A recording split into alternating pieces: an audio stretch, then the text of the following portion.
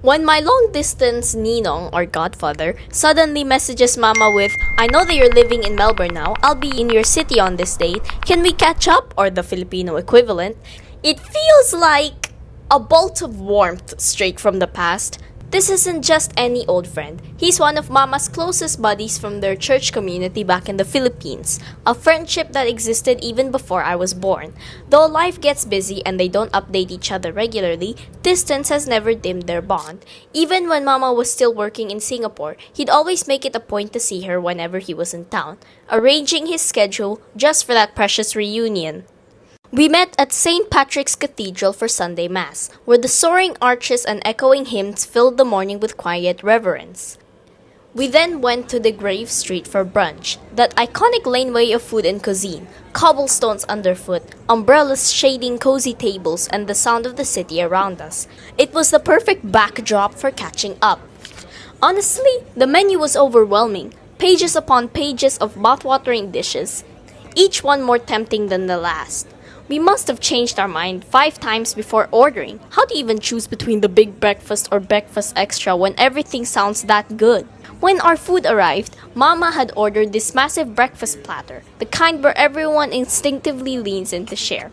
Crispy, smoky, salty ham glistening next to golden hash browns, crispy and runny sunny-side-up eggs still steaming over toasted sourdough with smashed avocado added a creamy contrast, and pan-seared halloumi atop tomato slices.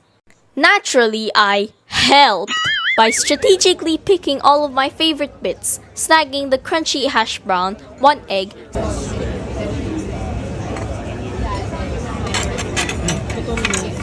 smoky ham, and a piece of halloumi cheese.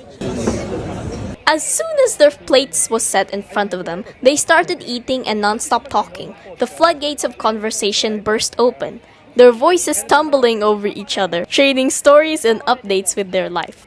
This was just their normal catching up, but for me this was next level. They were talking and digging up their decades-long ancient stories, reliving memories that took center stage, while meals were being shoved in their mouths.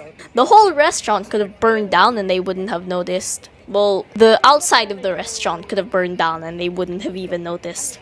It was that rare kind of reunion where sentences tumbled out, stories overlapping. Time had played its cruel trick, convincing them years had passed, and yet they were still here, in this Melbourne cafe. If years had passed, then I would be in my teenage years or early 20s, and Mama would be older than she is. The kind of friendship that defies time and geography. No excuses, just quiet, consistent effort. Mama has always been deeply grateful for him because, in a world where people so easily drift apart, he's the rare soul that chooses to stay present. A quick coffee, long overdue talks. A lifelong friendship, it doesn't fade, it just finds new ways to bloom. The one who shows up no matter what.